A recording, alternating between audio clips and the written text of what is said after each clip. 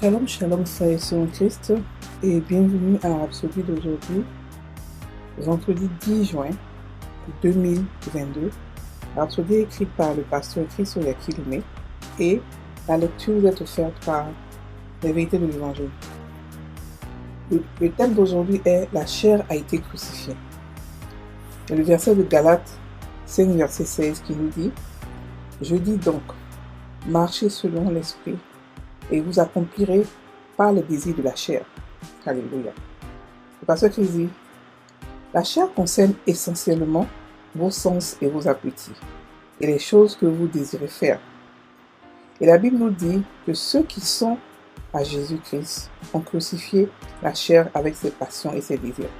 Et je l'ai de Galates 5, verset 24. Remarquez que ce verset ne dit pas ceux qui sont en Christ essaient ou prient pour crucifier la chair avec ses passions et ses désirs.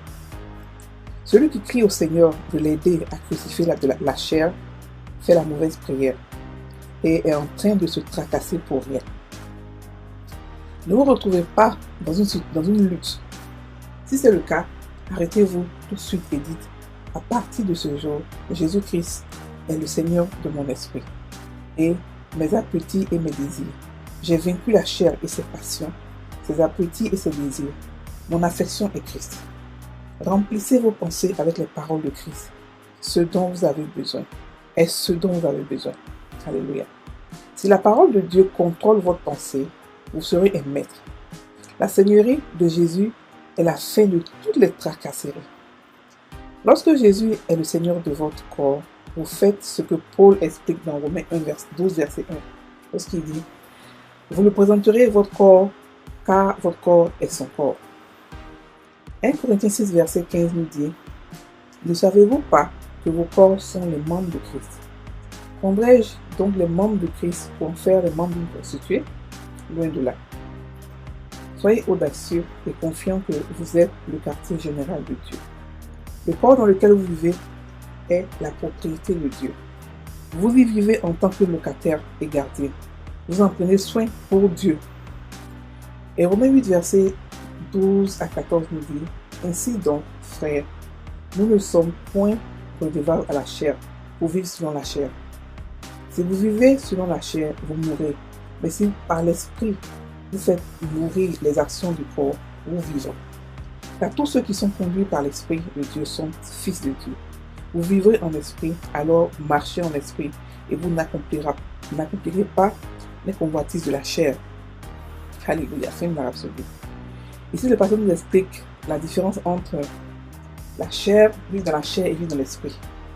Il nous dit que la chair a été crucifiée. Lorsque nous sommes nés de nouveau, frères et sœurs, notre chair a été, nous sommes morts, nous sommes revenus à la vie. Notre chair a été crucifiée, notre âme est revenue à la vie, notre esprit est revenu à la vie. On est revenu une nouvelle personne. Alléluia. Cette nouvelle personne, elle n'est pas influencée normalement par la chair, sauf si elle se laisse influencer par la chair, sauf si elle décide de marcher par la chair. Lorsqu'elle décide de marcher par l'esprit, la chair ne peut que capituler. Alléluia. Donc, il dit que si vous marchez selon l'esprit, vous n'accomplirez pas les désirs de la chair. Donc, il explique qu'on n'a pas besoin de se forcer pour ne pas pécher. On n'a pas besoin de se forcer pour ne pas faire des choses. Parce que si quelqu'un se force, si vous forcez, ça veut dire que vous vivez selon la chair. La parole de Dieu n'est pas faite pour être forcée, pour se forcer à le faire. La parole de Dieu est faite pour être pratiquée. Alléluia. Donc, quand nous la pratiquons, elle marche. La pratique ne veut pas dire qu'on ne va pas avoir de faute sur la route, on ne va pas tomber. Non, on va tomber forcément. Mais Dieu a fait à telle sorte que nous, quand nous tombons, nous pouvons nous relever parce qu'on a son esprit en nous qui nous guide. Alléluia. Donc, marcher selon l'esprit, c'est écouter la parole, c'est avoir une intimité avec le Saint-Esprit. C'est l'écouter, se laisser se diriger. Et quand vous faites cela, l'esprit est plus fort que la chair. L'esprit tue carrément les désirs de la chair. Donc, vous n'aurez pas à avoir des désirs bizarres. Vous n'aurez pas à regarder les petites filles. Et puis, par exemple, si vous êtes un homme, à vouloir les convoiter, vous n'aurez pas à convoiter peut-être, si vous êtes une femme, les sacs à main chers, tout ça. Non, ce sont des choses pour vous qui ne sont pas très importantes. C'est bien vrai de les avoir. Si vous pouvez les avoir, vous pouvez les avoir. Mais je veux dire que ce ne sera pas votre leitmotiv. Ce ne sera pas votre motivation de tous les jours. Vous allez voir la vie plus grande que ça. Vous allez commencer à penser comme Dieu. C'est pour ça qu'il faut tout le temps être dans la parole de Dieu, afin de pouvoir sans s'en rendre compte, commencer à penser comme bien, à commencer à penser positivement et commencer à réagir dans l'esprit, commencer à marcher en esprit. Alléluia. La parole de Dieu est très importante pour marcher dans l'esprit. Et la parole de Dieu nous a été donnée afin que nous puissions avoir toutes les victoires que nous menons. Elle change notre manière de penser.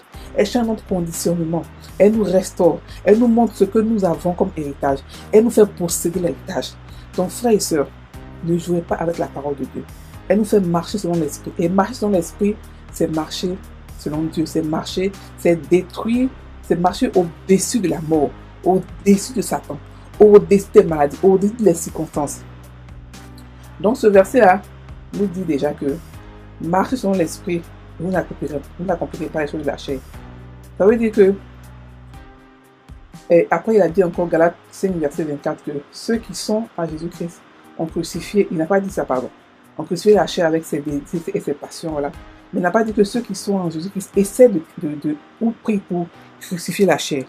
On ne peut pas prier pour crucifier la chair. On ne peut pas crier, Seigneur, aide-moi en ce péché. Non. On a l'autorité de Dieu en tant qu'enfant de Dieu. Écoutez, il y a deux sortes d'enfants de Dieu. Les enfants de Dieu qui sont esclaves, les enfants de Dieu qui sont rois.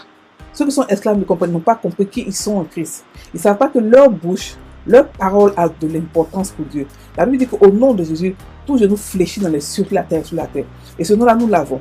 Donc celui qui vit comme un esclave ne pourra pas comprendre ce dont je parle. Il va commencer à prier, Seigneur, aide-moi à ce péché-là. Non. Au contraire, tu prends possession de ce péché. Tu domines le péché parce que tu as le nom de Jésus qui domine sur toutes choses. Avec ce nom, nous dominons sur Satan, sur les circonstances, sur la mort, sur ce monde, sur le péché.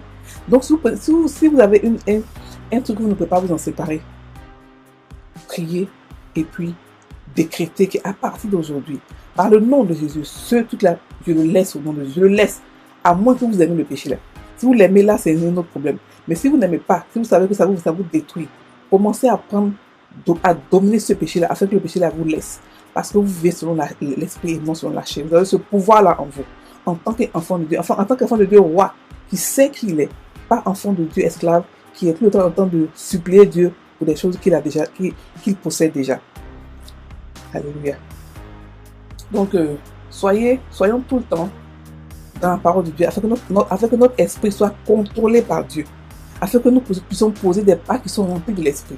N'oubliez pas que nous sommes le temple de cet esprit et qu'il vit en nous et que tout ce que nous faisons, c'est lui qui le fait. Donc ici, la parole qui dit que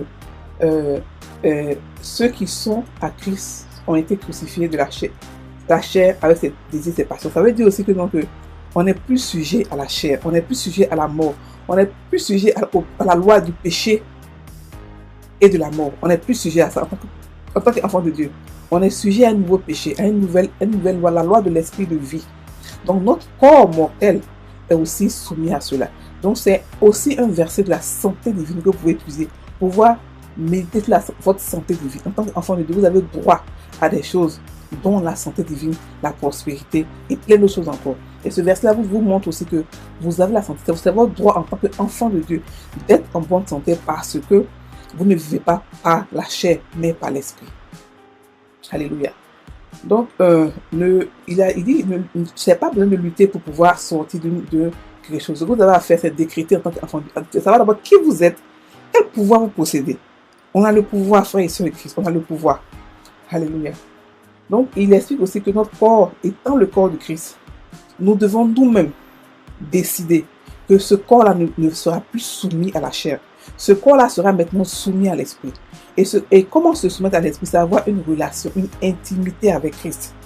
Ce n'est pas seulement la prière. La prière est bien, la prière déclenche beaucoup de choses. Mais l'étude de la parole de Dieu, la méditation, l'évangélisation sont des choses qui nous donnent une intimité spéciale avec Dieu. Que nous devons faire en tant que chrétien. Tout chrétien est appelé à intercéder. Tout chrétien est appelé à comprendre la parole de Dieu. Tout chrétien est appelé à méditer. La méditation fait que la parole de Dieu entre en nous et produit des fruits. Tout chrétien est appelé à évangéliser. Ne dites pas que je ne suis pas pasteur, je ne sais pas dire non. On est tous appelés à tous ces appels-là. Donc nous devons connaître qui est Dieu. Ce Dieu qui nous a aimé tellement qu'il a donné son Fils afin que nous puissions être comme lui. Qui est-il? Comment agit-il? Pourquoi est-ce qu'il agit comme cela? Et vous découvrez que ce Dieu est un Dieu d'amour, un Dieu rempli de bonté, d'amour, un Dieu magnifique. Et vous aurez maintenant votre relation avec le Saint-Esprit et avec Dieu. Alléluia. Donc, ils nous dit qu'on ne doit rien à la chair. La chair n'a rien fait de nous de bien pour qu'on puisse le redevoir. Non, on ne doit rien à la chair. Ce qu'on doit, c'est à l'esprit qui nous a vivifié, qui nous a rendu dans la nature de Dieu, qui nous a changé. C'est cet esprit-là à laquelle nous sommes redevables. Et nous devons vivre par lui. Écoutez, frères et sœurs, vivre par l'esprit, c'est vivre par la vie. Mais vivre par la chair, c'est vivre pour la mort et par la mort.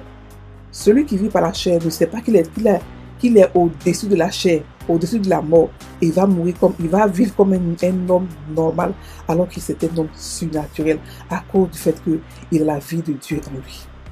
Alléluia. Donc, on va faire la prière. Cher Père, mon corps et tous mes membres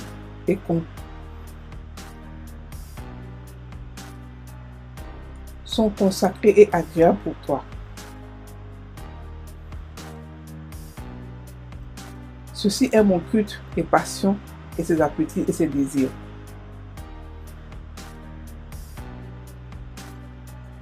Mes pensées sont soumises à ta parole.